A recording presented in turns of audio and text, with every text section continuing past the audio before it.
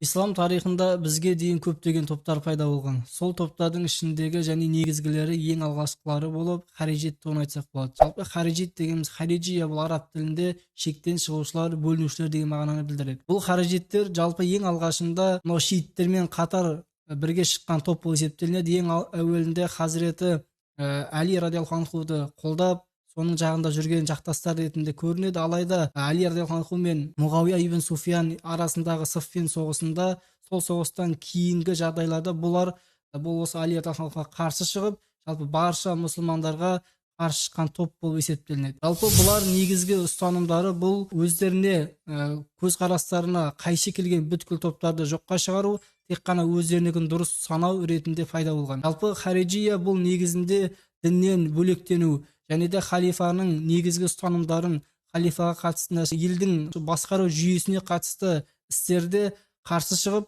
сол жерден бөлініп шыққан негізгі топ болып есептелінеді. Олардың негізгі ерекшеліктері білімсіздік және де өздерінің негізгі бір қағидаларында одан қатып қалуларында болып есептелінеді.